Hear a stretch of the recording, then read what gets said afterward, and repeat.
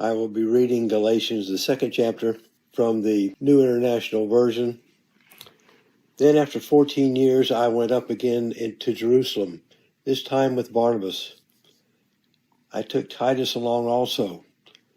I went in response to a revelation, and meeting privately with those esteemed as leaders, I presented to them the gospel that I had preached among the Gentiles. I wanted to be sure I was not running and had not run my race in vain. Yet not even Titus, who was with me, was compelled to be circumcised, even though he was a Greek. This matter also arose because some false brethren had infiltrated our ranks to spy on the freedom we have in Christ Jesus and to make us slaves. We did not give in to them for a moment so that the truth of the gospel might be preserved for you. As for those who were held in high esteem, whatever they were makes no difference to me. God does not show favoritism. They added nothing to my message. On the contrary, they recognized that I had been entrusted with the task of preaching the gospel to the uncircumcised, just as Peter had been to the circumcised.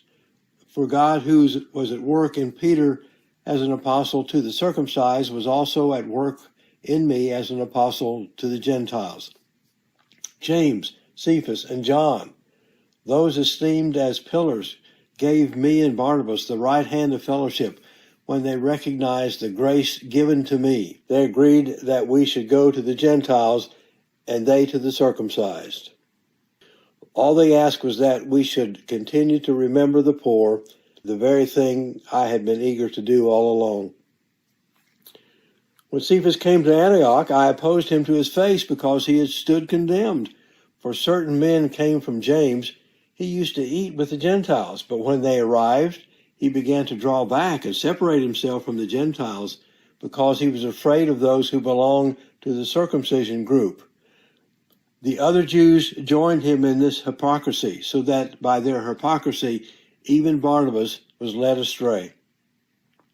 When I saw that they were not acting in line with the truth of the gospel, I said to Cephas in front of them all, "You are a Jew, yet you live like a Gentile and not like a Jew. How is it, then, that you force Gentiles to follow Jewish customs?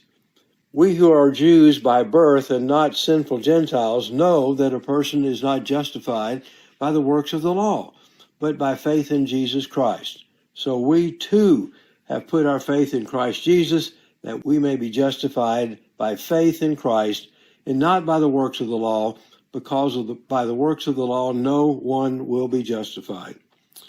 But if in seeking to be justified in Christ, we Jews find ourselves also among the sinners, doesn't that mean that Christ promotes sin?